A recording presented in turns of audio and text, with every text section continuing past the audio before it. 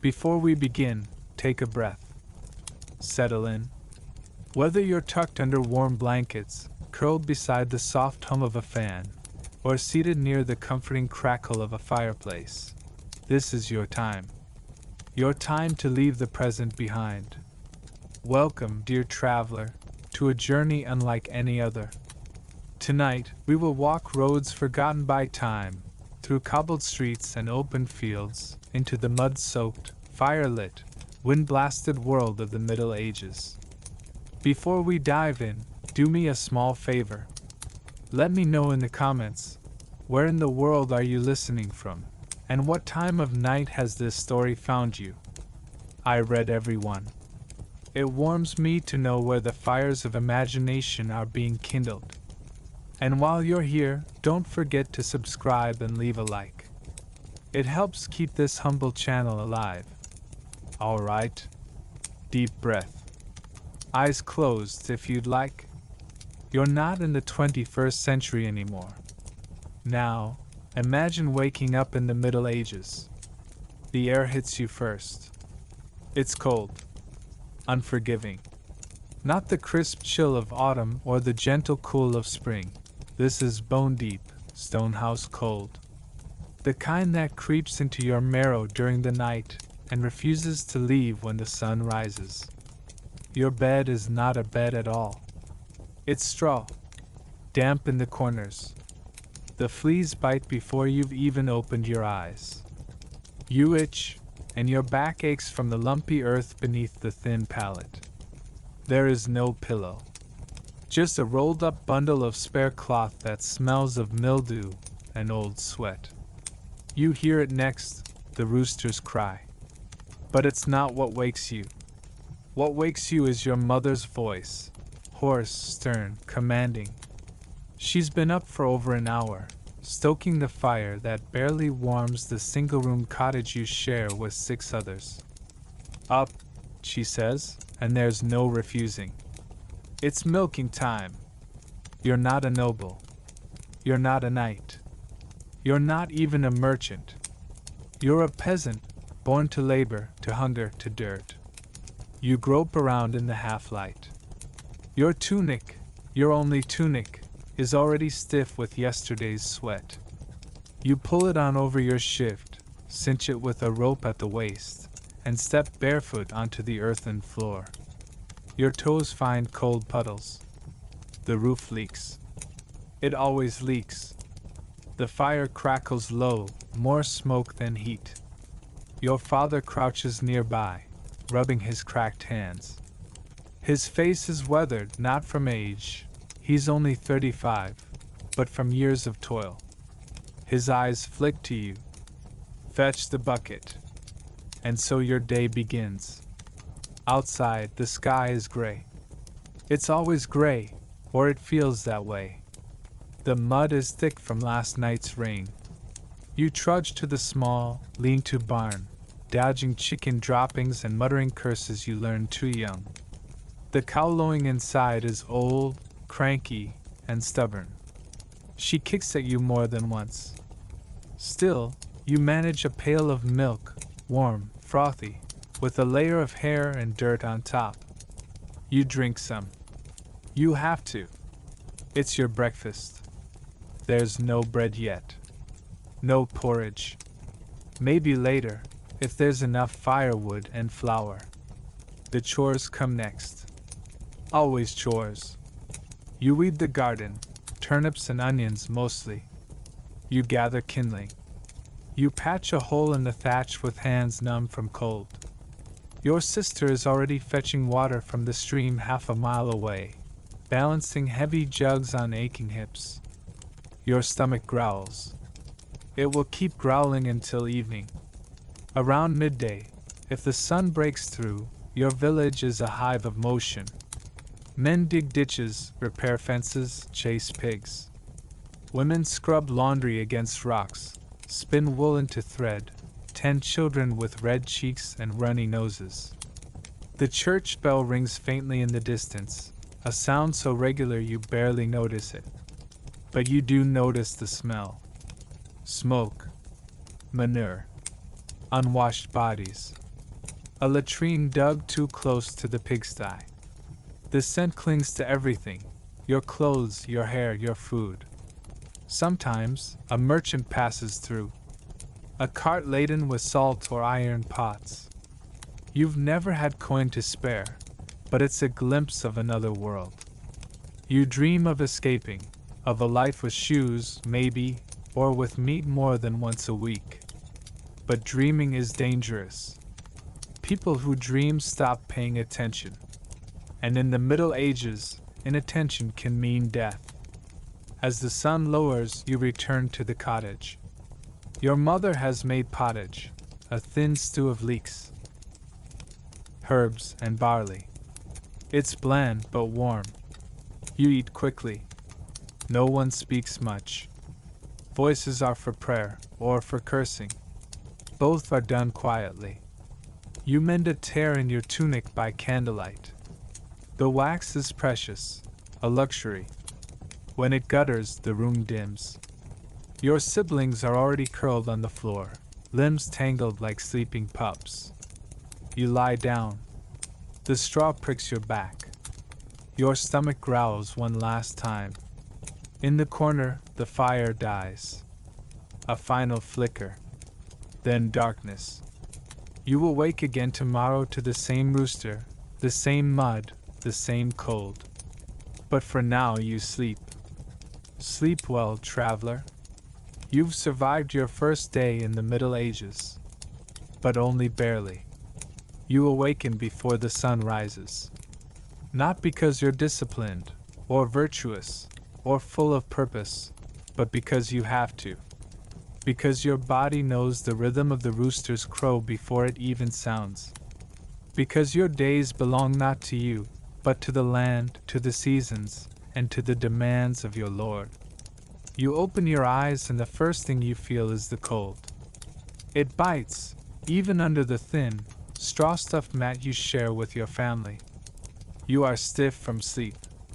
Your back aches from the uneven wooden boards beneath you, and your legs curl instinctively against the cold draft that sneaks in through every gap in the timber walls.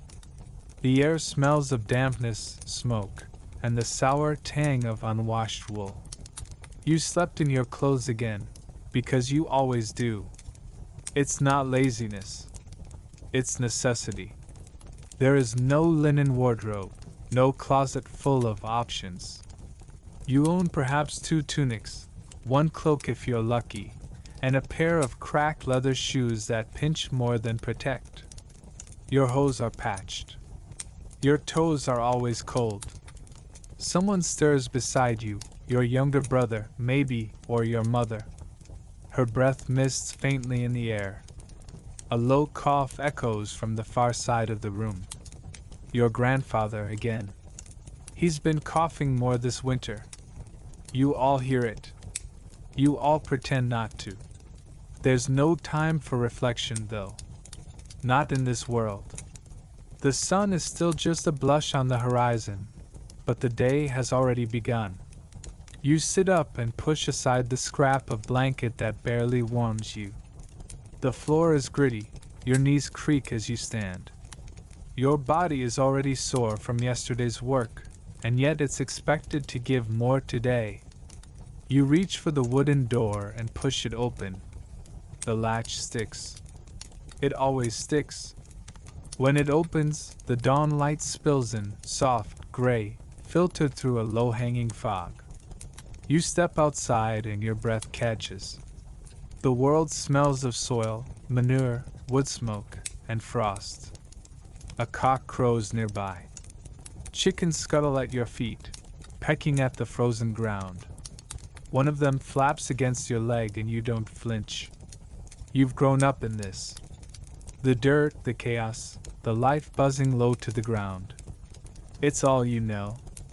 You head to the well. The water is bitter cold and bites at your fingers as you draw it up. You splash a little on your face. No soap. No mirror. You wash because it's what you're supposed to do, not because it makes you feel clean. Back inside, your mother is stirring a pot over the hearth. It's thin porridge again. barley and water, maybe a scrap of salt or an onion if someone traded well yesterday. She doesn't speak, but hands you a wooden bowl. You eat with a carved spoon, the wood stained from years of use. It's warm at least. It fills you just enough to stand. You don't linger. You grab a dull iron hoe from the wall and make your way outside. Your feet sink slightly into the cold, soft earth as you walk to the field. The fog clings to the grass. Somewhere in the distance, you hear the rhythmic pounding of hooves. The Lord's riders are passing through. You don't look up. You know better. The land stretches out in furrows and plots, some plowed, some fallow. You and your family tend a strip of it, a narrow line carved into the manor's domain.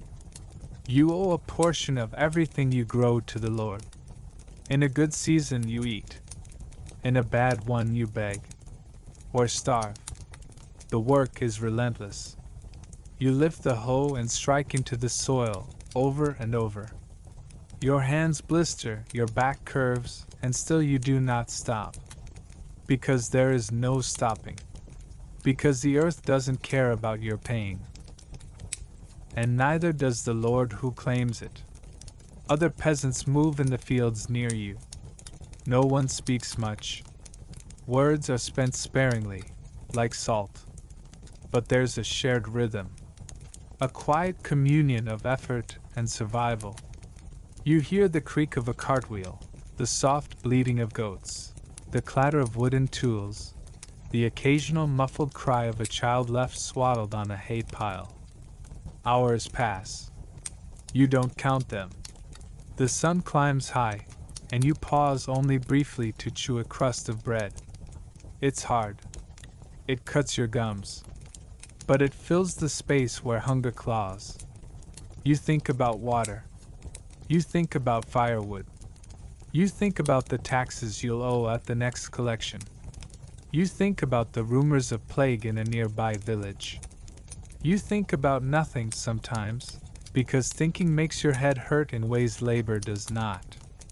Eventually, the sun tilts. The light softens. You trudge back to the house. The evening is no less busy. There's fire to stoke, livestock to feed, wool to card. Maybe a bit of mending if your mother's fingers don't tremble too much. You sit in the half-dark, listening to the wind against the roof. No candles too dear. Just firelight, flickering low in gold. There is a moment, just one, where you feel something like peace. Your younger sister hums under her breath. Your father leans back against the wall. No one speaks. You all just exist together, suspended in this hard, narrow life. And then someone coughs. And the fire dies low. And sleep comes not as a comfort, but as a brief surrender. Because tomorrow it begins again. And you are still not ready for it. Your breath clouds the morning air as you step back into the cold. Chapter 2 was just your awakening, an introduction to the rhythm of the day. But now, as you trudge beyond the confines of your hut and into the heart of medieval labor, you come to understand what it truly means to exist in this world. You are not just waking up to it, you are sinking into it. You carry a bundle of tools strapped with worn leather cord, a hoe, a scythe blade in cloth, a dented wooden yoke if you need to carry pails later. Each tool has a weight, and each is made heavier by the memory of every previous day you've carried it. The morning frost crunches beneath your feet. Earth and ice mingle. Your hands are chapped before the sun even clears the tree-line. The fields stretch wide like a patchwork quilt stitched from hunger and obedience. There is no tractor, no irrigation pipe, no protective gloves. You and the others, men, women, the old, the nearly grown, form a line of bent backs and creaking limbs. Each furrow of soil must be turned, each stalk harvested or we pulled by hand. Your village shares a narrow strip of the manorial land. You do not own it. You are stewards at best. Tenants, more accurately. Serfs, if you speak plainly. Today you are planting. The sun hasn't yet dried the frost, and the dirt is stubborn. It resists you. So you kneel. You thrust your hands into the soil, splitting frozen clouds, placing seeds one by one. Rye, mostly. It's hardy. Your fingers go numb. Then red. Then cracked. You cannot cry. No one here does. Not because there is no pain, but because there is no space for it. There are always more seeds to plant. Always another row. By mid-morning, the sun glows weakly through the mist. It warms your face, but not your body. Your shirt sticks to your back with sweat and dirt. A cough rises from one of the older workers. A hacking, deep, wet sound. You glance over. No one slows. No one helps. If the man dies, he dies in the row he tilled. The steward passes by on horseback, his cloak flapping like a judge's robe. He does not speak. He does not need to. His presence is reminder enough. This land is the Lord's. Your work is not for glory. It is rent. It is duty. It is the price you pay for not being hanged. Somewhere far behind you, a woman cries out. You hear the word miscarry, whispered through teeth. A young girl, no older than 13, is helped off the field. Her lips are white. Her apron is red. No one follows her. The steward doesn't turn. The wind kicks up and dust sticks to your sweat-damp face. You chew on the edge of your sleeve just to feel something other than your own breath. Lunch comes when the sun reaches its apex, but there is no bell to mark it. You simply break when the older men do. You sit beneath a tree stump or on the edge of the field wall. You pull from your pouch a crust of bread. Yesterday's. Hard. You dip it in a tin bowl of watery cabbage stew, prepared hours ago and now gone lukewarm. There's no meat. That was for Easter. Or last harvest. Or maybe last year. A neighbor offers you a boiled turnip. It's soft, but it fills a corner of your gut. You nod thanks. No words. Too tired. Nearby, two boys laugh as they gnaw on a piece of raw onion. The spice makes their eyes water. It's the only joy you've seen today. You rest your back against the stone fence and look up. The sky is pale, streaked with thin clouds. Birds wheel high above. You imagine they are free, though you know they too are hunting, always hunting. In this world, even wings do not mean liberty. You close your eyes for a moment. Not sleep. Just stillness. Then the voices rise again. The steward shouts. The men groan. Time to return. The afternoon is hotter. Your shirt is soaked. Your palms are blistered. The row you were planting is only halfway finished. You switch to a hoe. The ground is dry and cracked now, mocking your morning's effort. Dust chokes your lungs. Your knees ache. Your thighs tremble. Every time you bend over, it feels like your spine might snap. Someone collapses. A woman. You don't know her well. Her body twists oddly. Her eyes flutter. Heat stroke, maybe? Or exhaustion. You and another man drag her to the shade. She is breathing. That's all you can do. The steward looks, then rides on. You return to your row. Time passes like thick mud. When the sun finally leans west, the call to stop comes not from a bell but from a quiet murmur that ripples across the field like a spell breaking. You straighten slowly. Your back screams. You can barely unclench your fists. The walk home is silent. The path is worn by generations of tired feet. The village rises ahead, thatched roofs, leaning chimneys, drifting smoke. You wash your hands at the barrel. The water is dark with soil by the time you're done. You wipe them on your tunic. It doesn't help. Dinner is thicker stew. Someone snared a hare. It's been stretched to serve 6. You get a sliver of meat. It tastes like heaven. You drink from a shared cup.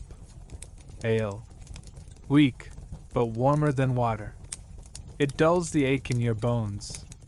Children chatter near the fire. An old woman sings an ancient song.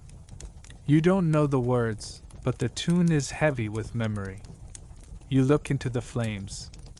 They dance against the blackened stones of the hearth. For a moment you feel nothing. And in this life, that is the greatest blessing.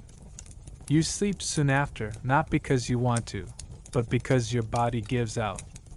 Tomorrow, the field will wait for you again. The rooster's call cuts through the misty air of dawn, yet you're already awake. The bitter scent of coal dust still lingers in your nostrils from yesterday, and your palms are raw from gripping iron tools with hands too small to be strong. The bed you slept in, if it can be called that, is a pile of rough sacking in the corner of the forge, warmed by the ashes of the dying fire. There is no privacy, no comfort, and no softness. You're a blacksmith's apprentice in a medieval village, and your day begins not with contemplation but with urgency. The master smith does not tolerate slowness. By the time the first hint of golden light pierces the narrow window slits of the forge, you're already on your feet, rubbing the sleep from your eyes and pulling on a rough wool tunic stiffened with sweat and soot. Your fingers ache from yesterday's work, but you push the pain aside. There's too much to do. The forge is quiet for now, save for the occasional hiss of cooling metal and the low moan of the wind through the gaps in the wooden walls. But that quiet will not last.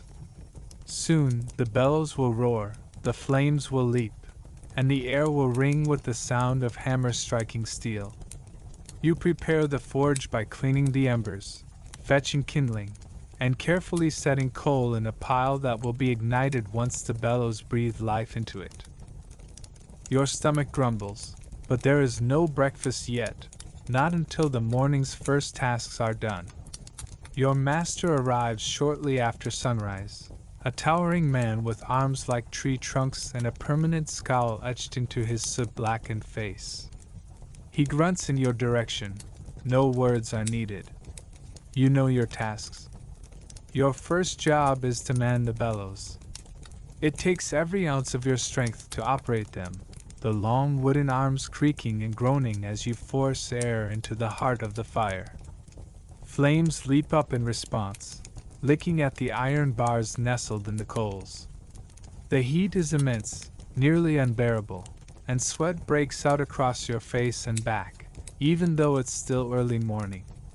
But you keep going, because stopping would mean punishment, or worse, being replaced. When the iron glows orange hot, your master begins his work. He pulls the bar from the fire with massive tongs and places it on the anvil. With a hammer that seems too heavy for even 2 hands, he begins to shape it. Sparks explode like fireflies in all directions, and you flinch, but remain close. You must watch, learn, and anticipate. Soon it's your turn.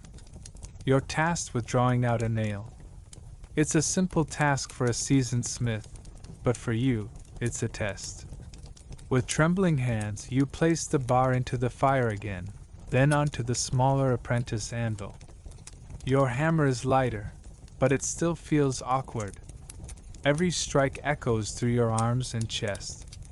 You struggle to keep the iron hot enough to work, and your timing is poor. The master grunts disapproval but says nothing. That silence weighs heavier than any rebuke. By midday, your tunic is soaked through. Your skin itches from soot, and your lungs feel tight from the smoke. You break only briefly for a chunk of barley bread and some sour ale. You sit on a stump outside, watching villagers pass by. Some nod politely. Others ignore you. You're not yet a craftsman. Not yet worthy of respect. The afternoon brings harder work. Horseshoes must be shaped and tempered, nails counted and bundled, iron hinges prepared for the local carpenter. There is no end to the labor. Each task demands focus, precision, and endurance. You burn your fingers once on a hot rivet and bite back tears. The master glances at you and shakes his head. As the sun dips below the horizon, your body screams for rest. But the forge must be cleaned, the tools hung, the ash shoveled out, and the embers banked so the fire can be relit quickly in the morning. Only after all this are you allowed to eat a thin stew of lentils and root vegetables and curl up on your sack once more. Sleep comes quickly, but it is not peaceful. You dream of flames, of hammers that fall endlessly, of a never-finished nail that bends every time you strike it. You live a life of toil, a life that builds the very backbone of your village, but one that leaves little room for dreams. And yet, deep in your heart you hope that one day your hands will be strong, that one day you will craft a sword worthy of a lord, or a gate that holds fast against any siege. That one day you will be the master. But not yet. Tomorrow, the bellows will groan again. Tomorrow, you will rise again. And tomorrow, you will forge. The morning begins with a knock at your door, heavy and deliberate. Outside, fog clings to the cobblestones like damp wool, and the sun rises weakly through a veil of ash-colored sky. You do not answer right away. No one does, not anymore. Every knock could bring news of a neighbor fallen ill or, worse, the arrival of the physician in black. Today, you are the physician. You slide your arms into the long, waxed leather coat, the material stiff with age and grime. The wide-brimmed hat sits atop your head like a judge's gavel, announcing your verdict before you speak a word. Over your face, the infamous beaked mask, glass lenses for eyes, a grotesque avian snout stuffed with herbs, lavender, camphor, rose petals, and dried mint. All of it meant to ward off the miasma, the foul air that people believe carries the plague. Inside the beak, the mixture offers a strange comfort, a floral barrier between you and the stench of death. Your walking stick taps against the uneven stones as you step into the street. The stick is both a tool and a warning, a way to prod the ill from a distance, to lift the covers of a body, to mark the walls with chalk. Your very presence is feared. People part like waves before you, faces hidden, prayers whispered. You are a symbol of both hope and dread. Your first visit is to a house near the butcher's lane. The smell hits before the door opens, rancid, sweet, unmistakable. Inside, the mother lies on the pallet, covered in sweat, her eyes glassy, her breath shallow. Her son, no older than 8, clutches her hand. You do not kneel beside her. Instead, you observe. Black swellings, buboes, cluster in her armpits, her groin. Her skin has turned a blotchy purple, and she mumbles nonsense in a fevered tongue. You note it all. You leave a cone of herbs beside her and tell the boy to keep the windows open. There is no cure. There is only distance. You instruct the neighbors to draw a white cross on the door. Another house marked. Next is the baker's apprentice. He had been strong only days ago, lifting sacks of flour with ease. Now he lies curled in the bakery's corner, flies gathering at the edge of his lips. You check for breath. None. You scratch a black X on the lintel. As you leave, the midday bell tolls in the distance. Normally it signals the hour for bread for prayer. Today, it rings for the dead. The afternoon brings more of the same. In the poorer quarters, entire families are gone. You step through doorways heavy with silence, boots sinking into straw soaked in sickness. The mask grows heavier with each breath. The scent of herbs is no longer enough to block out the rot. But you continue, because to stop is to fail them all. At one house, a man insists on confession. He clutches your coat, begging you to deliver his words to the priest. You nod, though you know the priest will never come. He dies with your hand in his. You leave a note tied to the latch, body inside, burned cloths. As dusk approaches, your final visit takes you to the manor house atop the hill. The wealthy had hoped their coin would protect them. It did not. Inside, the lady of the house lies motionless in her fine linens. Her servants long gone.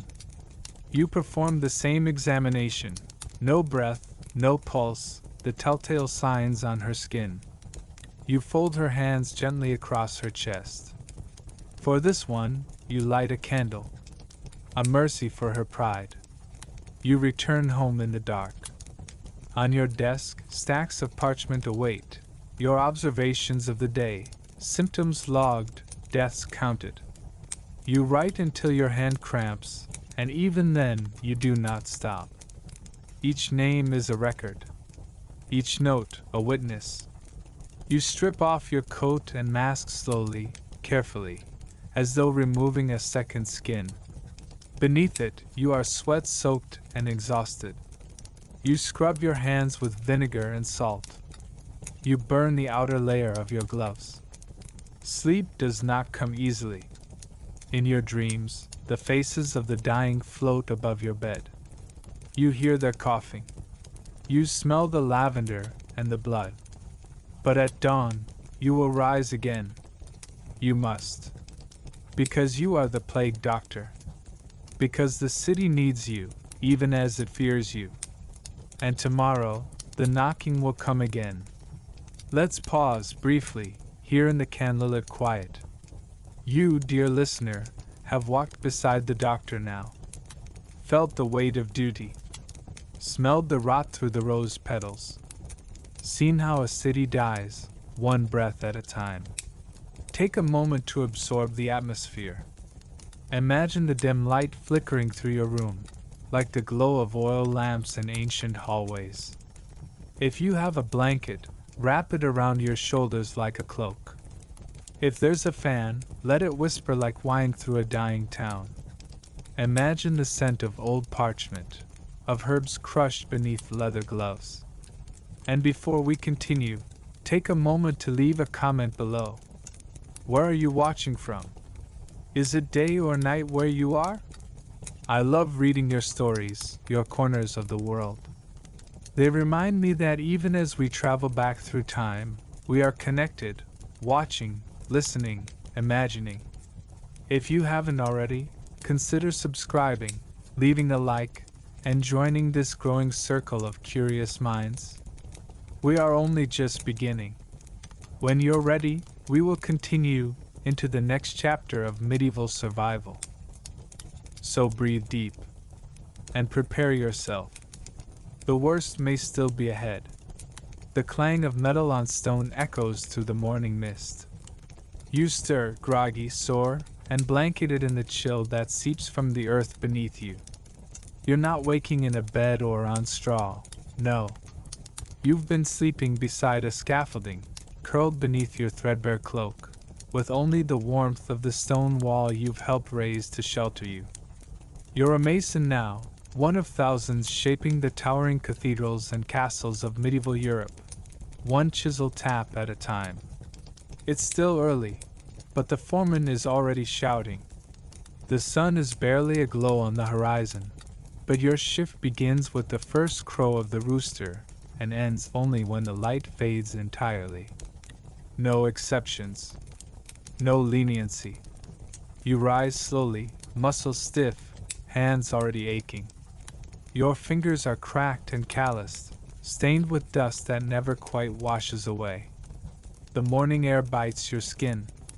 There's no time for breakfast, not unless you count a cold crust of rye bread gnawed in silence as you walk toward the site. Today's task is ambitious, shaping gargoyles for the cathedral's facade. They're not just grotesque decorations. They serve as rain spouts and symbols of spiritual warning. You'll carve snarling beasts and contorted faces, half demonic and half human. Not because you understand them, but because you've been told to. Because that's the order passed down from the master mason. You've seen the plans, but you can't read them.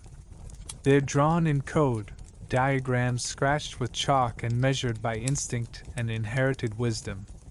The stone is not forgiving.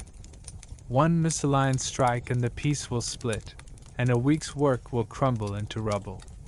Each block weighs more than you do. You and the other masons move it together, grunting like oxen, using ropes, pulleys, and sheer will. You don't wear gloves, too slippery. Your hands must feel the grain of the rock, the rhythm of the chisel, the resistance of the hammer. Each movement is deliberate, precise, learned through repetition and pain. As you strike, chips fly like sparks. Dust clouds your eyes and clogs your throat. You sweat in the cold and shiver in the heat. There's no protection, no goggles, no helmets. You've seen a man fall from the scaffolding, limbs flailing as he plummeted 2 stories. He didn't scream. There was no time. Just a sickening thud. The others paused for a moment, crossed themselves, and returned to work. You did too. This is how it is. The foreman passes behind you, inspecting your progress. He grunts. That's as close to praise as you'll get. The other masons say little. Conversation is rare. Too much to do, too much danger and distraction. Sometimes you hum to yourself, a tune your mother once sang when you were still small enough to dream of more than dust and stone. Lunchtime comes. If you're lucky, you get a warm bowl of pottage, mostly cabbage and barley, with perhaps a sliver of meat. You eat on the ground, sitting on your haunches, eyeing the sky as if it might offer mercy. Your legs ache from climbing. Your back throbs from lifting. Your hands tremble slightly as you lift the bowl. Then it's back to work. Afternoon light casts long shadows through the skeletal arches of the cathedral. The building grows inch by inch, shaped by your labor.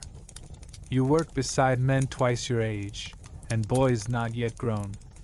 Some are apprentices, their hands still soft, eyes still wide. You envy them and pity them. They do not yet know how long this life lasts, or how short it can be. There's pride in the work, yes, but it's a quiet, somber pride. You won't live to see the cathedral completed. None of you will. These grand structures take decades, sometimes centuries. Your contribution will be a gargoyle hidden on the uppermost edge of the apse, too high for most eyes to ever see. But it will be there. You'll know it. You'll know where your hands shape the line of its jaw, the curl of its lip, the sadness behind its eyes. Maybe that sadness is your own, etched in stone. By sunset, your body screams for rest. You descend the scaffolding with care. Every step feels uncertain, as if the earth might give way. Your tools are packed away. You clean the dust from your face with cold water from a bucket. You see your reflection, a stranger, gaunt, hollow-eyed, dusted and gray. The walk back to your hut is long. There is no conversation, only the soft shuffle of tired feet, the occasional cough, the distant clatter of someone's dinner bowl falling from a window. At your cot you collapse. There is no fire, no cheer, no family waiting. Just the damp scent of wool, and the distant toll of bells. You lie there, eyes open, staring into darkness. You think of your father. He was a mason too. His hands were bigger, stronger. You remember his voice as he sang while carving. You try to hum the tune, but you're too tired. Sleep comes slowly. Pain lingers. And tomorrow will be the same. Because you are a mason. You don't build for comfort. You build for glory, someone else's. You are called before dawn. There is no bell, no knock, only a frantic pounding on the wooden shutters of your modest cottage. You know that sound. It is not the rhythm of a thief, nor a drunkard's mistake. It is urgent, desperate. It is a call from a woman in labor, and you are a midwife. You rise quickly, pulling your woolen cloak over your shoulders, already lacing up your boots in motion. The air is bitter. The moon hangs heavy in a cloudy sky, and frost kisses the edge of your doorway as you step out, carrying your bag of instruments, linen cloths, oil, herbs, a short iron blade, a curved needle, a string of garlic for protection, and a charm from your grandmother wrapped in worn leather. You have no time for food. Hunger waits. The messenger is a boy, red-faced from the run. He barely speaks, only points. You nod and follow. The streets are silent but alive. Rats scatter beneath hay carts. A stray dog snarls before ducking into the mist. You step carefully through refuse and ice-slick cobbles, your breath forming white clouds. The town sleeps, but not deeply. A drunkard sings softly from an alley. A window creaks open, and someone peers out before slamming the shutter again. The house is nearby, thatched roof, sagging beams, a flickering lantern in the window. The cries begin before you reach the door. Inside, it's chaos. The woman lies on a straw-filled mattress, legs trembling, face soaked in sweat. Her husband hovers uselessly, wringing his hands, and the mother-in-law prays aloud, her voice rising with every scream. Another woman, perhaps a neighbor, fans the laboring mother with a cloth soaked in lavender water. You set down your bag calmly. This is not your first birth. Not even your 100th. You kneel beside her. Her belly is tight, the child slow to descend. Her eyes lock with yours, not in hope, but in fear. She has seen others die during childbirth. Women younger, healthier. You grasp her hand. You're not alone, you whisper. Labor is never quiet. It is a storm made of breath and blood.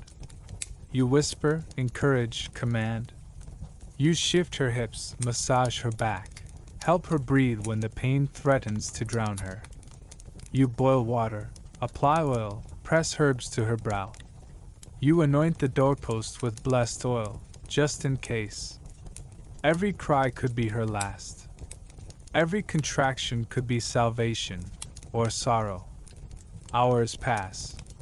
The fire burns low. The wind howls outside, battering the walls with sleet.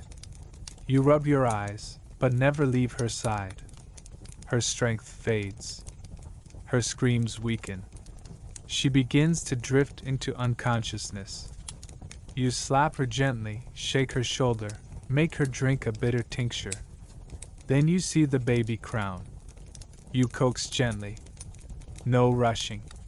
Too soon, and the mother tears. Too slow, and the child suffocates. You support the head, fingers trembling from effort and cold. The child slides free, slick and purple, its cord wrapped tight around its neck. Your heart seizes. You've seen this before. Quickly you act, knife flashes, the cord cut with a prayer on your lips. You rub the tiny chest, blow into the child's mouth. Silence. One breath. Then another. Then, a cry sharp and shrill like a hawk's call in winter. You almost collapse with relief. The mother sobs. The husband weeps. Even the grandmother goes silent. But it is not over. The afterbirth must come. If it does not, she will die from bleeding.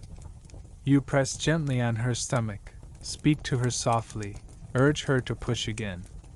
Minutes pass. Then more. Then the release. The womb expels what it held. She lives. You stitch her carefully. Her legs tremble beneath your hands. She bites down on leather to silence her screams. When it's done, the babe is wrapped in linen and placed against her breast. She's pale, too pale. But she is breathing. The child suckles. You clean the room in silence.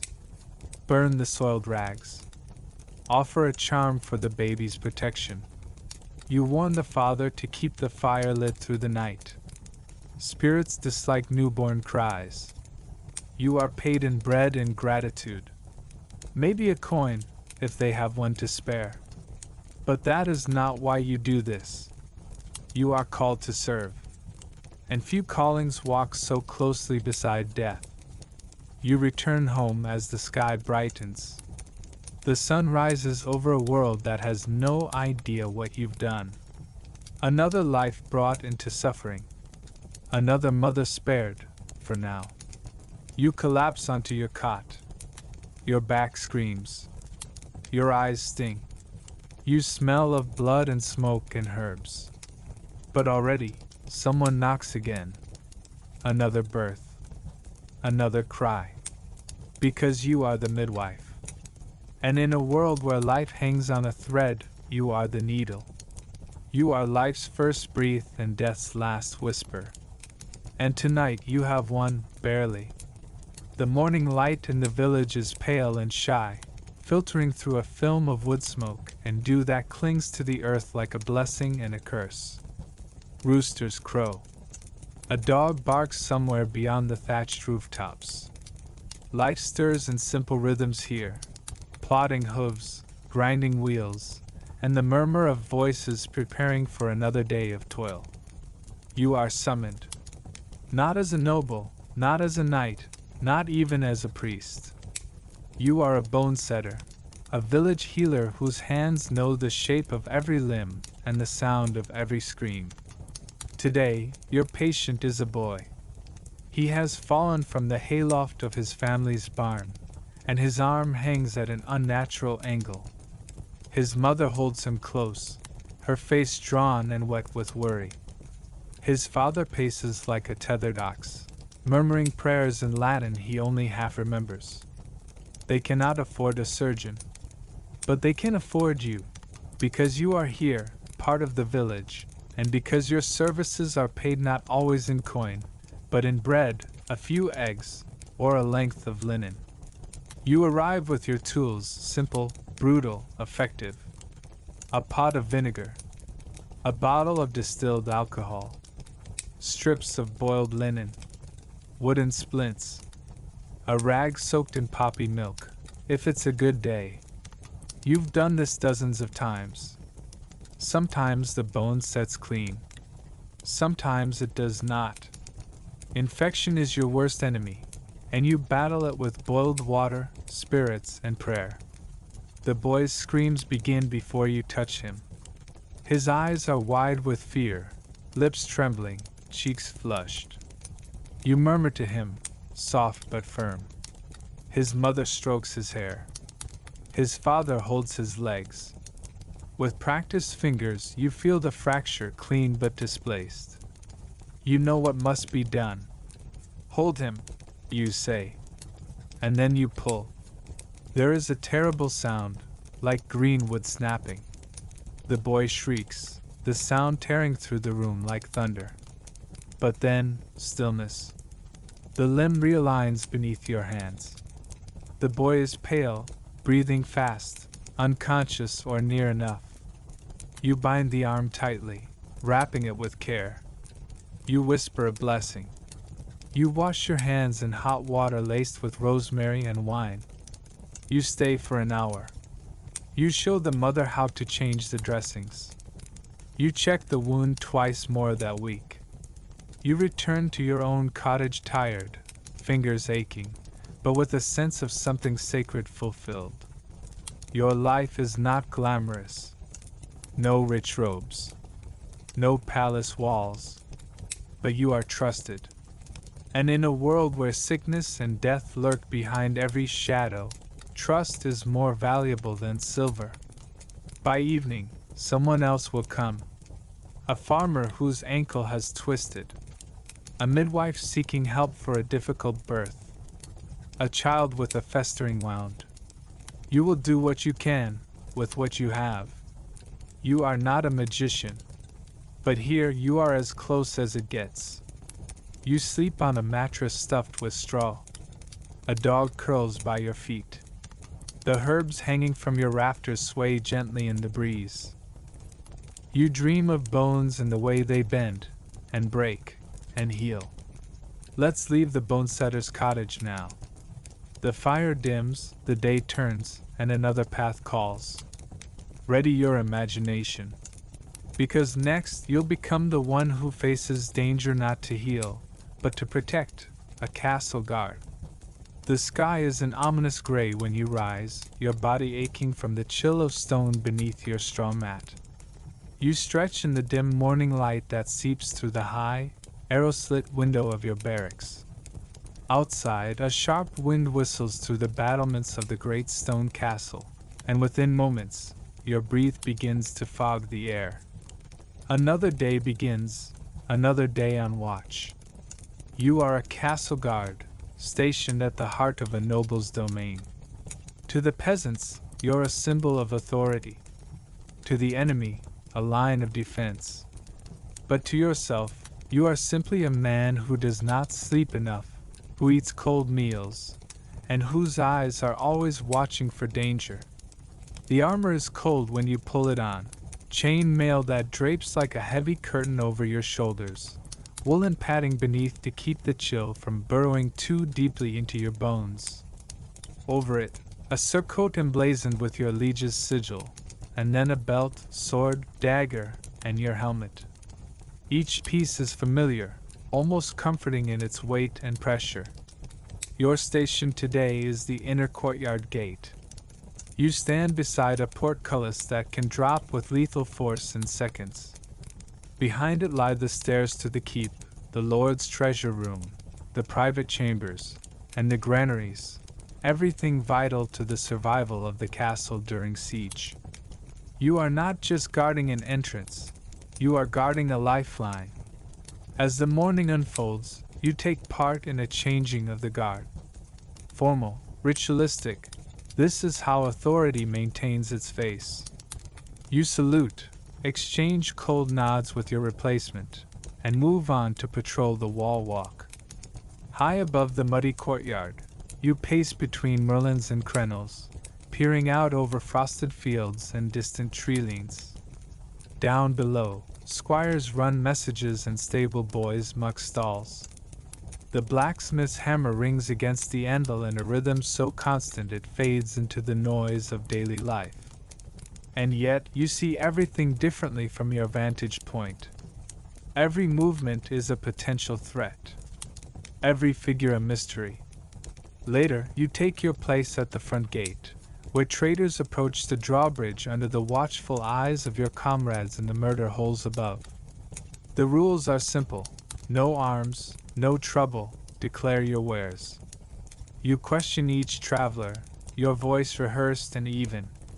Some are cooperative, some are curt, and a few have the look of desperation, the kind that makes your hands stray closer to your sword hilt.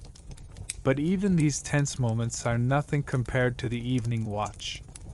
As the sun sets, you are stationed once more at the wall, this time facing the distant forest. Shadows stretch like fingers across the land, and the torches flicker weakly in the breeze. It is in this half-light that your mind plays tricks on you, imagining movements where none exist, conjuring dangers from the rustling of leaves. You remember the siege stories told by older guards. Tales of silent infiltrators scaling walls, of arrows flying under moonlight, of entire gatehouses collapsing under fire. You grip your spear a little tighter.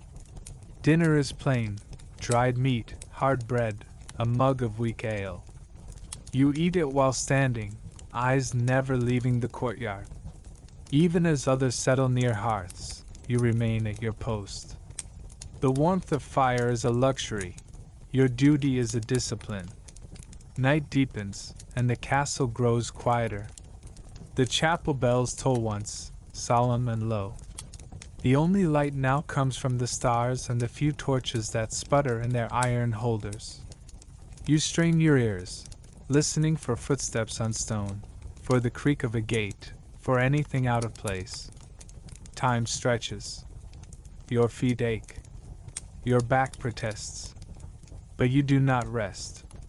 You are a castle guard, and the safety of everyone within these walls depends on your vigilance.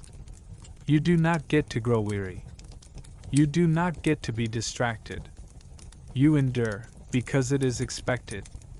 And when the first light of dawn paints the eastern sky with pale pink and silver, you exhale, not relief, but readiness to begin again.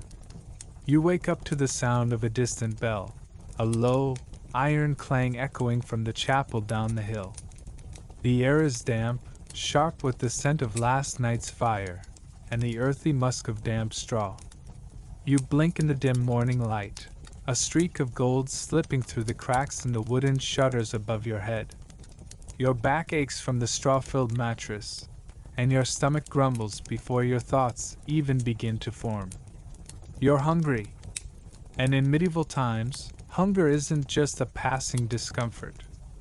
It's a shadow that follows you, creeping into your ribs, settling deep in your bones. Food isn't guaranteed. It depends on the weather, your social status, and sometimes sheer luck. Today, you're fortunate enough to be among the peasantry working on the land of a local lord. You are what they call a villain, not quite a slave, but certainly not free. You owe labor to your lord in exchange for the right to work a small plot of land. The harvest has been poor this year. Too much rain in the spring, not enough sun in the summer. The barley rotted. The root vegetables never matured. The village whispers of famine.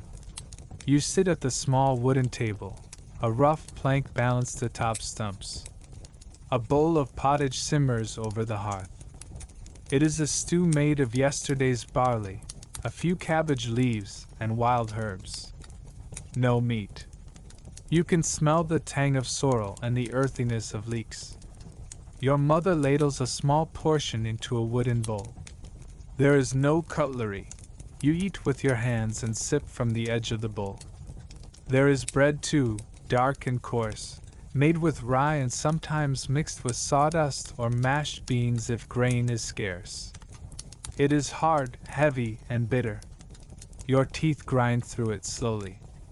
You eat in silence, as the fire crackles and the coals glow like forgotten rubies beneath the pot.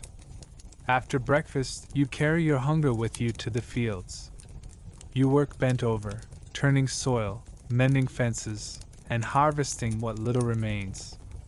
Every calorie burned is one less you'll have tomorrow. The rhythm of your life is dictated by the cycle of the seasons and the mercy of the weather. On feast days, however, things change. The whole village gathers outside the church. A pig might be slaughtered, or chickens roasted on open spits. There is dancing, music, and laughter. Ale flows freely, and for a brief moment, hunger loosens its grip. Children dart between adults, mouths sticky with honey, cheeks red with joy. If you were a noble, your experience would be vastly different. Now imagine, you are seated at the high table of a manor hall. Tapestries adorn the walls, muffling the cold. Tall windows let in beams of pale sunlight. Before you lies a feast, Trenchers of white bread, golden brown roast meats, pies stuffed with spices you can't pronounce, and sugared fruits from distant lands. Servants bustle. A young boy brings you spiced wine, thick and sweet. A platter of roasted boar is carved before your eyes, the juices running red across the silver. Lute music drifts from a corner where minstrels play softly. You laugh. You eat. A procession of dishes arrives, stews of venison and hare, peacocks with feathers reattached after roasting, pies that burst with sweet and savory fillings.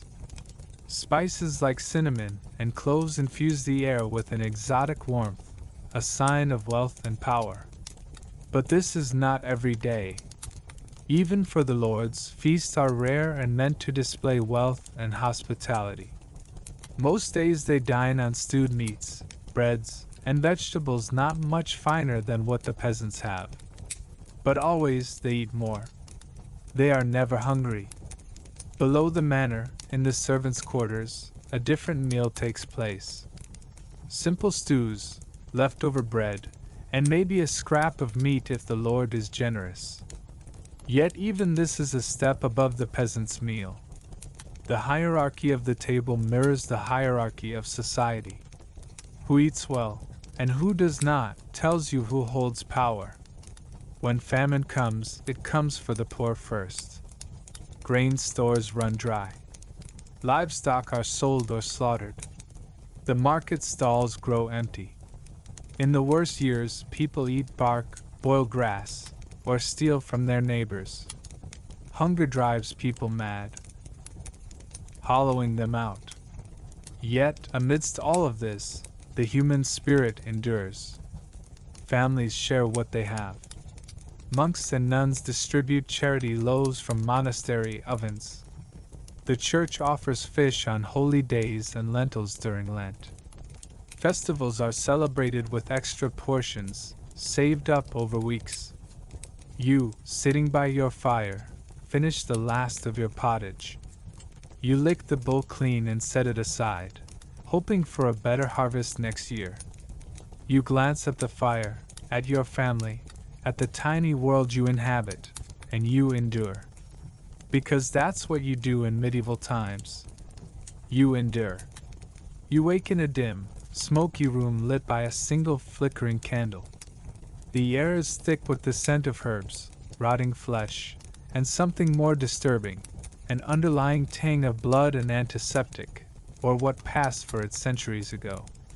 You're not feeling well, but in this era, not well can mean anything from a minor fever to something far more sinister like the plague or typhoid. As you lie there, you hear the cautious footsteps of the village healer approaching, an elderly woman known as the Wise Woman, or sometimes the Witch, depending on who's talking. She carries a wooden box filled with strange instruments, bits of sharpened metal, twisted bones, and mysterious powders that look like dust from a graveyard. Her hands are steady, but her eyes flicker with uncertainty, for medicine in medieval times was a precarious art, guided more by superstition and tradition than science. You want relief, but be warned, a visit to the healer might be as dangerous as the illness itself. Let's explore why. In this world, illness is often thought to be the result of divine punishment, evil spirits, or imbalance of the body's four humors: blood, phlegm, black bile, and yellow bile. This theory, passed down from ancient Greek doctors like Hippocrates and Galen, dominates medieval medicine, despite its shaky foundation. When your body falters, it's believed these humors are out of sync, and the healer's job is to restore balance, sometimes by draining blood, making you vomit, or purging your insides with laxatives. Picture yourself strapped to a wooden table, muscles tense, as the healer prepares a lancet for bloodletting. The sight of the sharp tool might make your heart race, but there's no escape. The cutting begins, and blood pours out, believed to siphon away the bad humor. You gasp as dizziness hits, your vision blurs. but the healer insists this is necessary for your recovery. Yet, bloodletting is often deadly. You could weaken your already frail body, opening the door to infection or shock. And the instruments? Rarely sterilized. The healer's box, reused day after day, can harbor deadly bacteria. The concept of germs is unknown. Wounds are dressed with whatever herbs or cloth are at hand, regardless of cleanliness. Now imagine herbs, the so-called medicines of the time, mixed in crude concoctions. Some are mildly effective, like willow bark, which contains a primitive form of aspirin, but others are downright poisonous. Belladonna, hemlock, or mercury-based ointments. You might swallow a bitter potion meant to ease your pain, but instead find yourself trembling, hallucinating, or worse. Surgical procedures are no less terrifying. Without anesthesia or antiseptics, operations are performed quickly and crudely. Trepanning, the drilling of holes into the skull to release evil spirits or relieve pressure, was common practice. Imagine the excruciating pain, the buzzing of the crude drill, the smell of blood, and the terrified cries of others in the dimly lit room.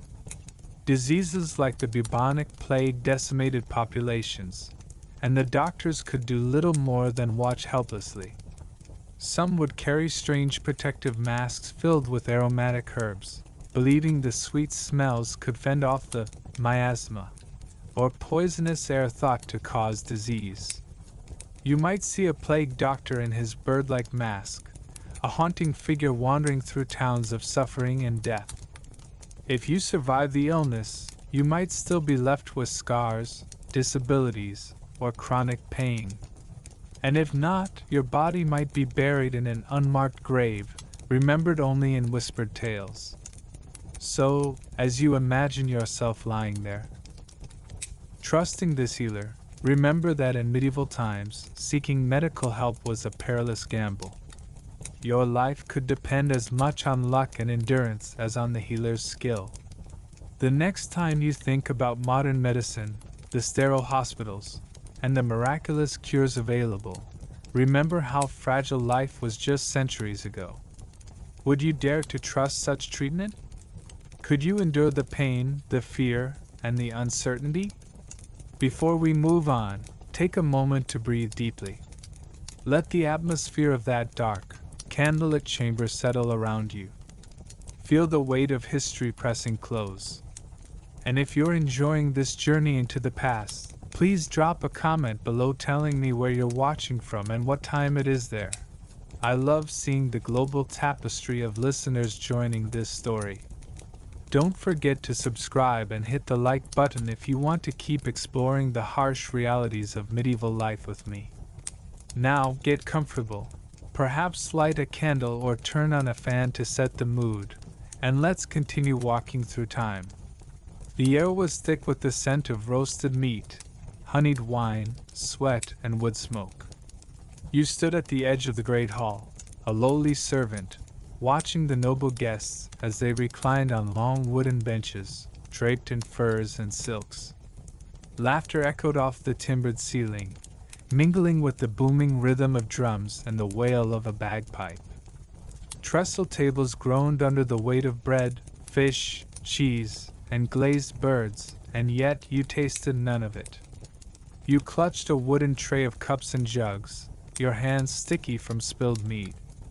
One misstep, one splash too much on a lord's cloak, and you'd be whipped. Or worse, banished to the fields. You moved like a shadow among them, invisible but entirely alert. These feasts were not just about celebration. They were displays of power, hierarchy, and sometimes vengeance. To your left, a nobleman stuffed his cheeks with mutton, grease glistening in his beard. To your right, a quiet scholar recited tales of dragons and saints, half heard over the roar of drunken knights. Children scurried beneath the tables, snagging crusts or daring each other to sip from unattended goblets. You learned to listen with your eyes. Who was drunk enough to need help to the latrine? Who whispered treason behind raised goblets? Who might slip a ring or a coin onto a tray, a token of favor, or a curse? Hours passed. The feast blurred into revelry. Torches sputtered as the smoke grew denser. Someone sang loudly off-key. A dog barked. A cup shattered. A scuffle broke out near the hearth, and a lord's laughter suddenly turned to shouting. You stiffened. Was this the moment you'd be caught in the crossfire? But it passed. It always did. You breathed again and continued moving. Later, when the hall grew quiet and the nobles slumped like sacks of wool, you remained. The servants cleared bones and broken bread. You swept, scrubbed, gathered the dropped rings, and wiped the wine from the stone floor. The feast was over. But not for all. The next morning, the stench remained, but so did the scraps. In the servants' quarters and the village beyond, stale bread and cooled fat were feasts of their own. You saw the old widow pocket a cracked marrow bone. You watched the baker's boy sneak a heel of cheese into his sleeve. And further afield, in the hamlets and shacks beyond the manor walls, there was no feast at all. Children with bloated bellies drank weak broth. Men chewed bark to dull hunger. A girl you knew once, now buried in frozen soil, had starved during the last winter when the Lord raised the grain tax. This was the truth of medieval abundance, that for every table overflowing, 10 more sat empty. Yet you survived. Because you knew how to move quietly. Because you smiled when they looked. Because you stole only enough to live, and not enough to be missed. The feast and the famine. That was your world. Two halves of the same coin, spinning endlessly through time. And now, let us journey onward, toward the hearths of healers and the shadows of leeches. Breathe in. Walk forward. You find yourself standing in a grim courtyard, surrounded by a crowd of townsfolk. Their faces twisted with curiosity, fear, and a hunger for spectacle.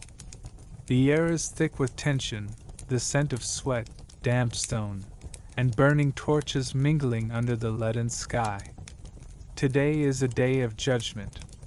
You are accused, whether rightly or wrongly, of a crime, a theft, a blasphemy, or perhaps a whisper of rebellion against the Lord's authority. Medieval justice is not a fair game.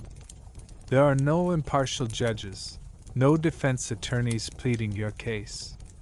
Instead, justice is a brutal performance, an exercise in power designed to uphold order by any means necessary. Your fate rests not on truth, but on fear, spectacle, and the whims of those who hold the sword. You try to explain yourself, but your voice is drowned out by the jeers and the jeers of the crowd, some of whom came here not for justice but for entertainment. The local lord or his appointed magistrate watches coldly from a raised platform, his eyes sharp and unyielding. There's no room for mercy in this world, only swift, often merciless punishment. Let's step deeper into this grim scene. Justice in medieval times is often public, theatrical, and violent.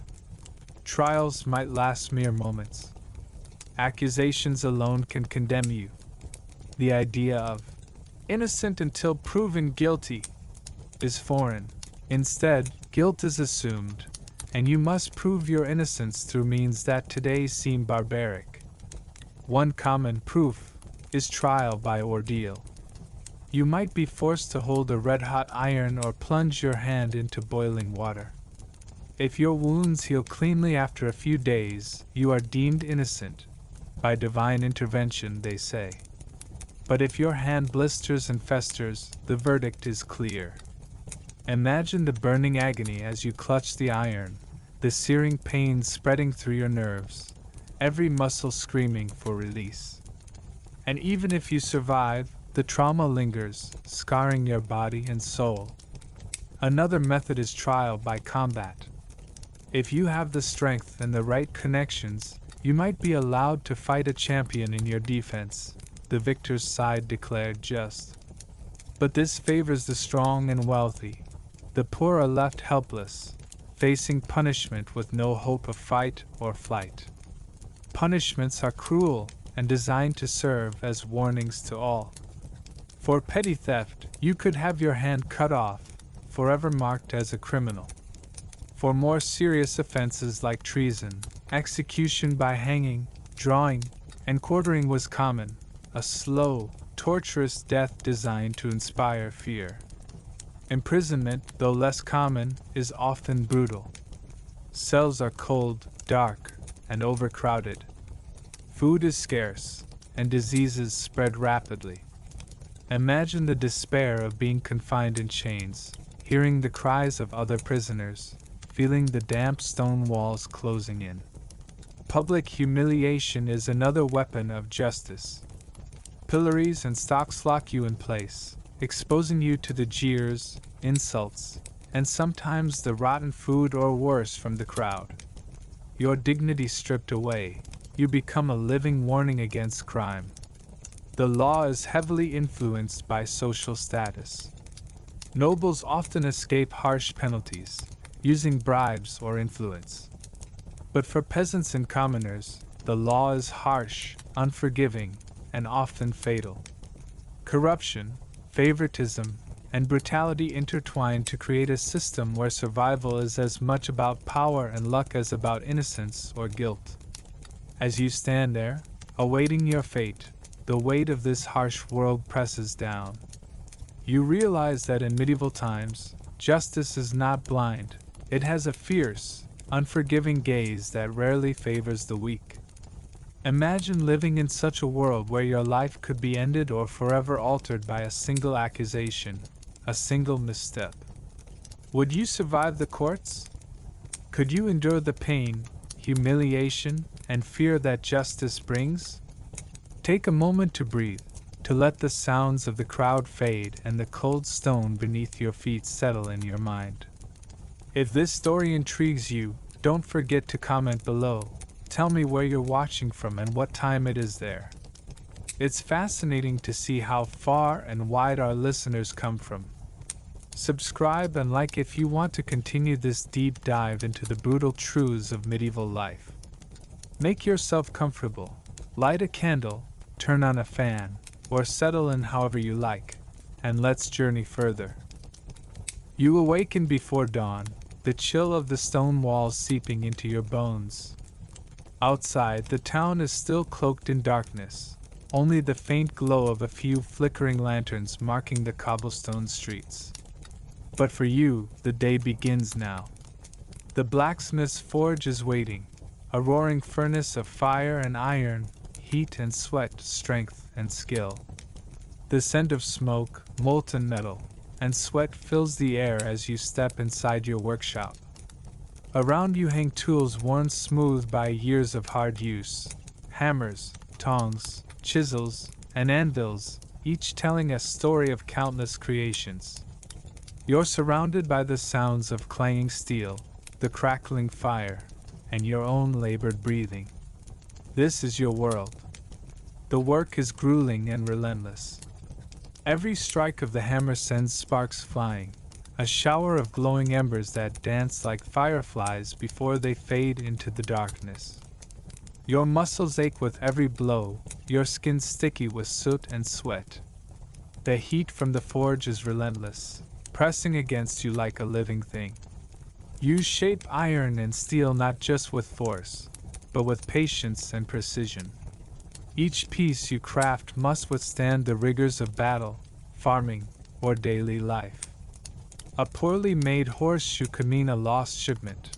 A fragile sword could mean death in combat. Your hands are calloused and blistered, yet deft and skilled. Every scar on your arms tells a story, of a moment of carelessness, of a near miss with molten metal, of a day's hard work. Despite the pain, there's pride in your craft, in the power you wield over raw materials, turning cold, lifeless metal into objects of strength and utility. But life as a blacksmith is not just physical labor, it's a constant negotiation with danger. A slip could send hot metal flying, burning your skin or setting the workshop ablaze. The constant presence of fire, smoke, and heavy tools means every day you face risks that modern workers never imagine. Outside your forge, the town depends on your work. Farmers need plows and horseshoes. Soldiers need weapons and armor. Merchants need locks and keys. Your craft sustains the town, and your reputation carries far beyond the smoky walls of your workshop. But you don't get to rest often. Days are long and tiring, with little time for leisure or comfort. Food is simple, often just bread and cheese, eaten hastily before returning to the heat and hammer. As the sun dips low and the fire dies down, you wipe the grime from your face and hands, feeling the weariness settling deep in your bones. The satisfaction of a day's work remains, but tomorrow you will return to the forge, to the endless rhythm of fire and steel. Let yourself feel the heat, the exhaustion, and the pride. Could you endure this life? You step into the blacksmith's forge, a place where fire and metal dance in a brutal yet beautiful symphony. The air is thick with heat, smoke curling upward from the roaring hearth. The very walls seem to sweat under the furnace's relentless blaze. It's a harsh environment, one that tests the limits of human endurance and skill every day. The blacksmith stands before you, his face smudged with soot and sweat, muscles rippling beneath a heavy leather apron. His hands are calloused yet deft, each movement precise, honed through years of pounding iron into shape. The rhythm of hammer against anvil echoes like a heartbeat, steady and relentless. This is no place for the faint-hearted. You watch as the blacksmith picks up a glowing piece of iron with thick tongs, placing it carefully on the anvil. Sparks fly as the hammer strikes again and again, shaping the metal into a blade, a horseshoe, or a tool. The heat is oppressive, burning skin even through thick gloves. The smoke stings your eyes, and you cough involuntarily, your throat raw. This is the forge's price. Relentless labor in unbearable conditions, all to create the weapons, tools, and armor that shape the very world outside. Imagine the blacksmith's life beyond the forge. Before dawn, he must prepare the fire, stoke it until it roars, and make sure every tool is in place.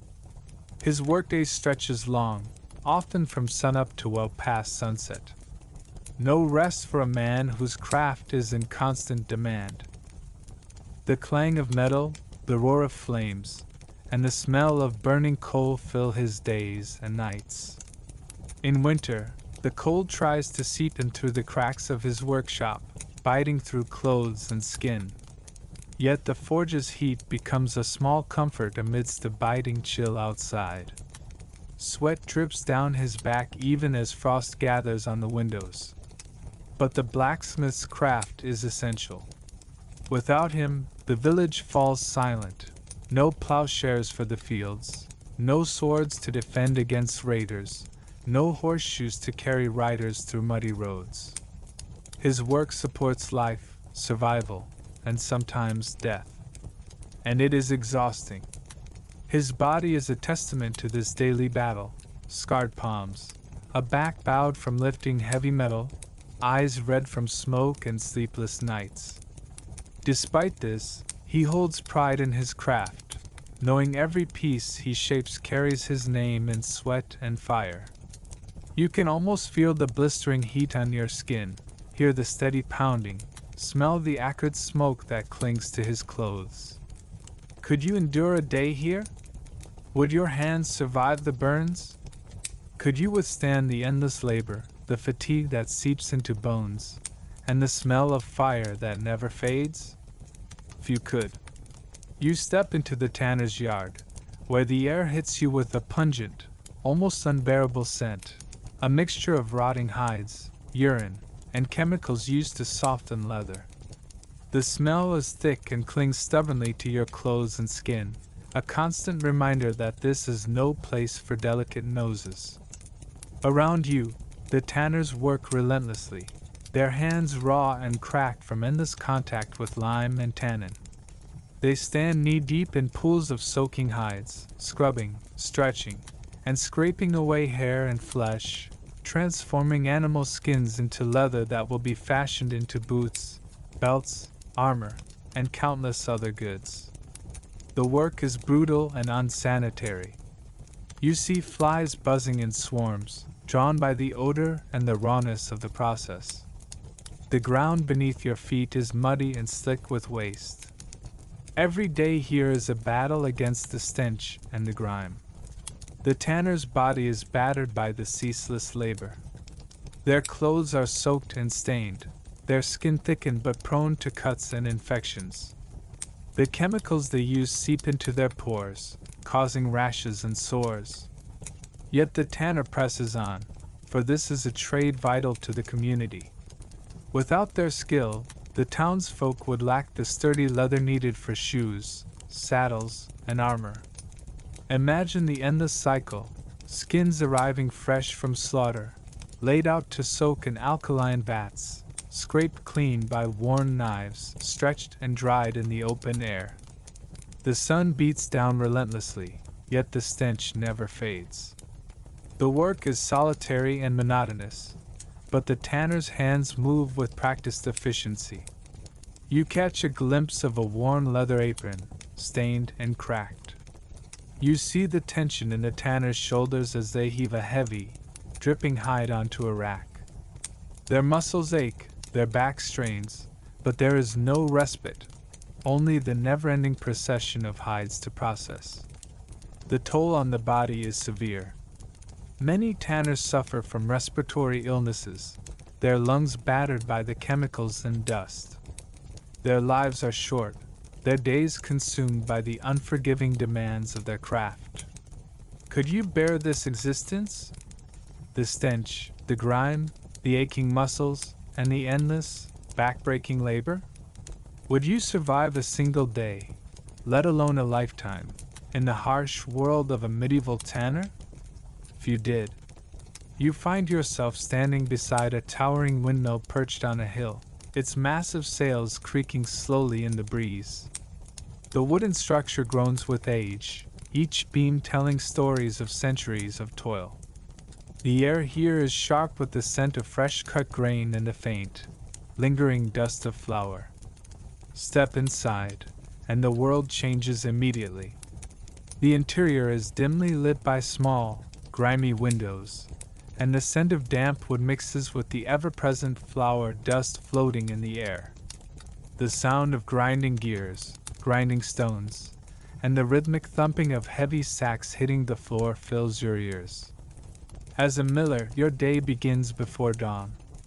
You haul heavy sacks of wheat and barley up steep, narrow stairs, each step groaning beneath your weight. The sacks are rough and heavy, often tearing open to spill grain onto the floor, making the air thicker with dust. Your hands, calloused and cracked, grip the coarse sacks tightly. The dust clings to your skin, eyes, and lungs, causing constant coughing that feels like sandpaper scraping inside your throat. The millstones grind ceaselessly, their powerful rotation crushing kernels into fine flour. But the noise never dulls. It is a relentless, grinding roar that never stops. Outside, the wind howls, turning the sails that drive the mill. But inside, it is stifling and claustrophobic. There is no time to rest, no chance to escape the endless cycle of lifting, pouring, and cleaning. You must tend the millstones carefully, adjusting their gap to ensure the flour is just right, never too coarse, never too fine. The flour dust is a silent enemy.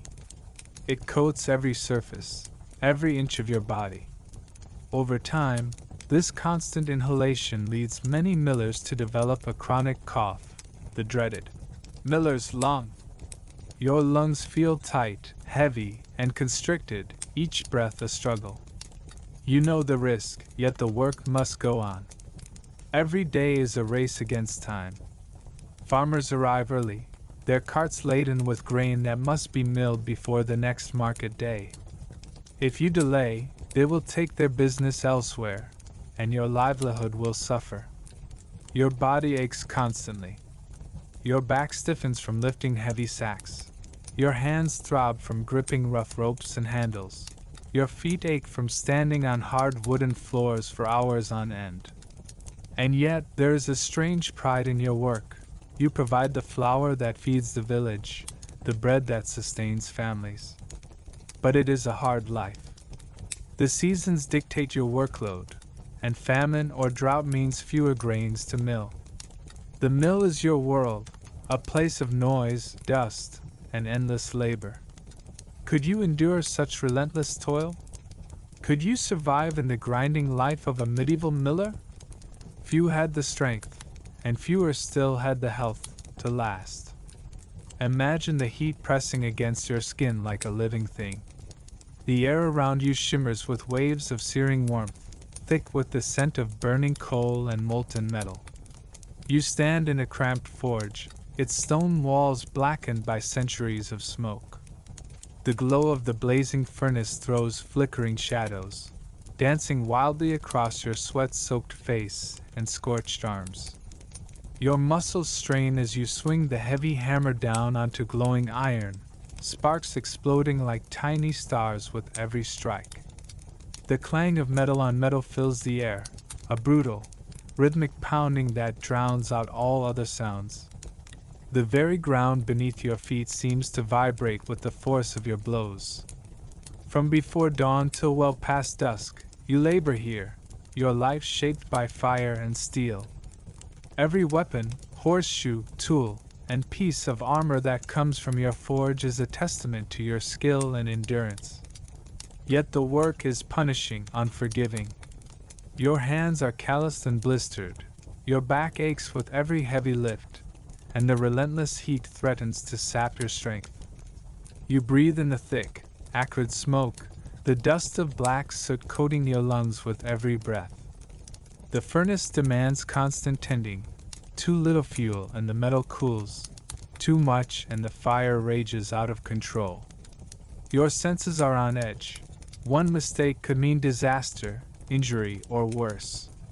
Beyond the physical toil lies the ever-present pressure of the village's needs. Farmers require sturdy tools for planting and harvest. Knights demand armor that could mean life or death on the battlefield. Townsfolk seek repairs for broken carts and household items. The blacksmith's forge is the heart of the community, but it is also a crucible of constant strain. You work through injuries, infections, and exhaustion. The air is thick with smoke, sweat, and the metallic tang of blood.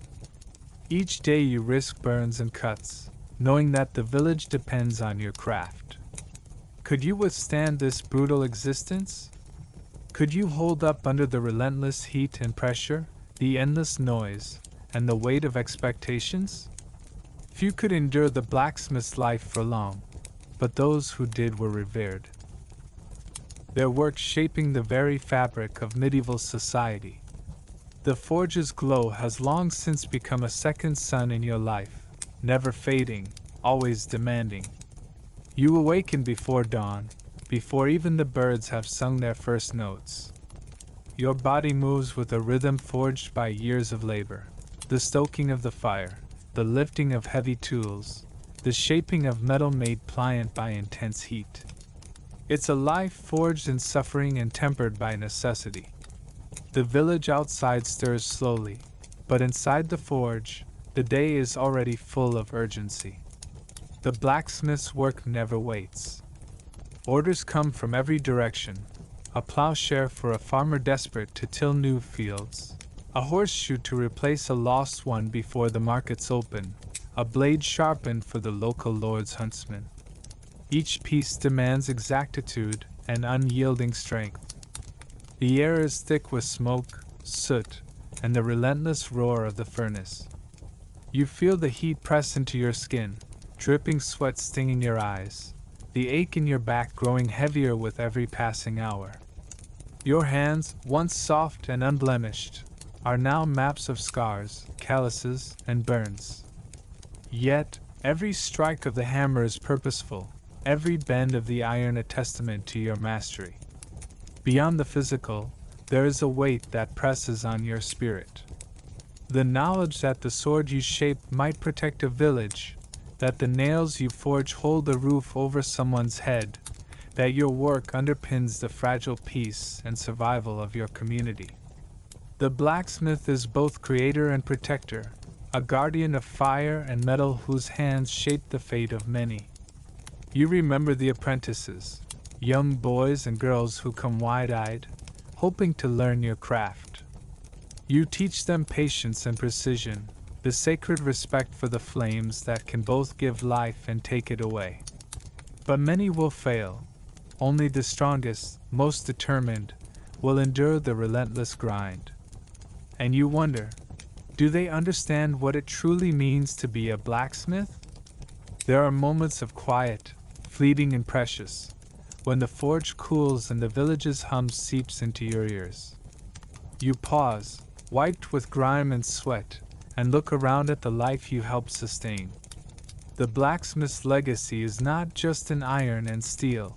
It is etched in every tool that tills the soil, every horseshoe clattering down the street, every weapon that defends the helpless. Could you bear this weight? The endless demands, the searing heat, the constant danger? The loneliness of the night, the fatigue that settles deep in your bones? Few last long in this brutal world of fire and iron. But those who do, become legends, shapers of history, bearers of strength, the unseen force beneath every medieval village's heartbeat. As you stand on the uneven cobblestones of a bustling medieval marketplace, the air thick with dust, smoke, and the mingled scents of herbs, sweat, and livestock, it's easy to be deceived by the vibrant life around you. Vendors shout their wares, children dart between legs, and the clatter of hooves on stone echoes from every direction. But beneath this lively surface, the shadows stretch far deeper than you might imagine. Imagine for a moment the weight of a day in this world, not just the physical toil, but the constant gnawing uncertainty of survival. You wake before dawn, your body aching from yesterday's labors, muscles stiff and skin raw from coarse fabrics. The morning chill bites through threadbare clothing, and your stomach reminds you it's been too long since the last meal. Your work is demanding beyond words. Whether you are a laborer, a craftsperson, or a servant, every movement must be precise and unyielding. There's no room for error. A missed strike of the hammer, a dropped basket, or a whispered complaint could cost you wages, or worse. And those wages? Barely enough to afford dry bread and perhaps a splash of watered-down ale. Illness lurks like a silent predator. The stench of open sewers, uncollected waste, and overcrowded hovels breeds diseases that sweep through the populace with brutal efficiency. A simple cough can spiral into fever and death, carried quickly through cramped quarters. Physicians are rare, and remedies often little more than superstition and crude herbs. Your friends, neighbors, and even family may vanish overnight, claimed by plagues and famines. Yet life presses relentlessly on, forced forward by necessity rather than choice.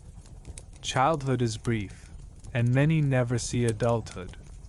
The lucky few who survive carry scars, both visible and hidden, reminders of the harshness of their world.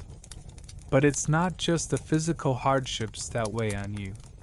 The social hierarchy is rigid and merciless.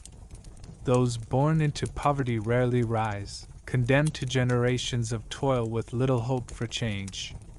Power, wealth, and comfort belong to a small elite, who often look down on you as little more than a tool.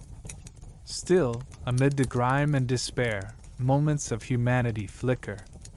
The bond between neighbors sharing a meager meal, the secret smile of a child chasing a stray dog, the rare kindness of a master to a loyal servant. These small acts weave a fragile thread of hope through the fabric of hardship.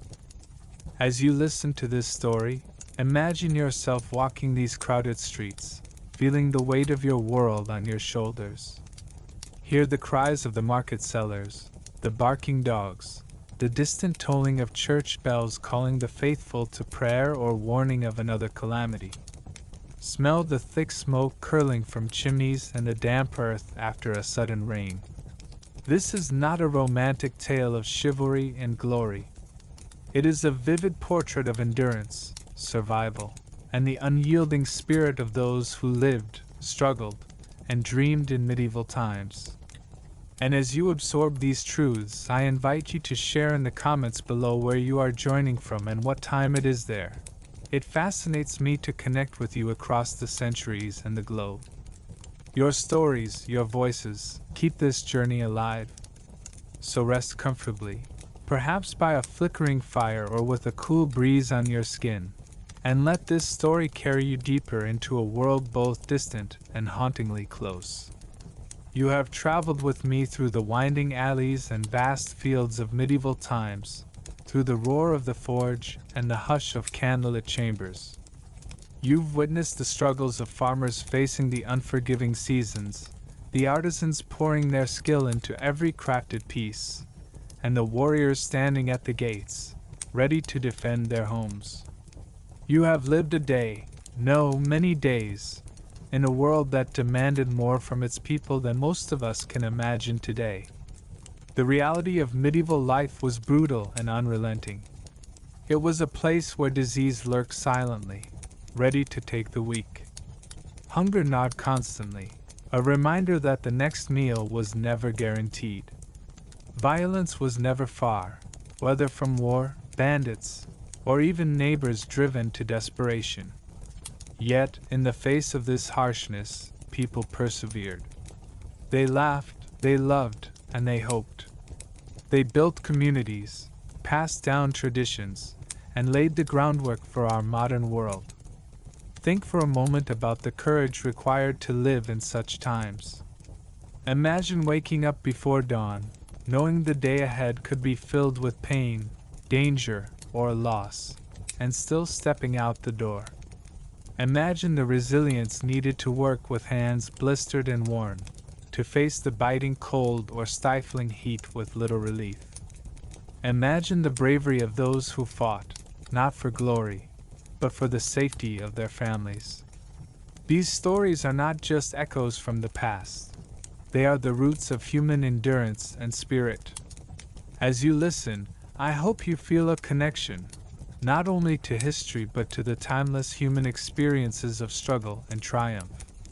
The past is not so distant when we see the courage in those who lived before us. Their stories remind us that even in the darkest times, hope flickers like a flame refusing to be extinguished. Now, as we bring this journey to a close, I invite you to share your thoughts. Tell me where you are watching from, what city, what country, and what time of day it is for you. It's incredible to see how this story bridges so many places and moments in time.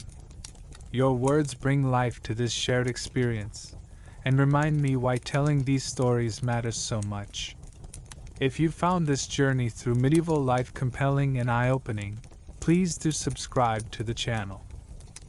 Your support helps bring more detailed, immersive stories to life. Don't forget to hit the like button if this video resonated with you, and click the bell icon to get notified when new videos arrive, so you never miss an adventure into history's depths. And now, take a moment to get comfortable. Perhaps light a candle, or if you have a fireplace, let its warm glow wrap around you like a medieval hearth. Or simply turn on a fan and feel a cool breeze whispering the secrets of the past. This story is meant to be felt as much as heard, to transport you back in time and make history live in your mind. Thank you from the bottom of my heart for walking this path with me. Your curiosity and openness bring these stories alive, and together we keep the past breathing. Until next time, stay curious, stay strong, and remember, the greatest tales are those that connect us across time and space. Farewell, friend. The journey has ended for now, but history's doors are always open, waiting for us to step through once more.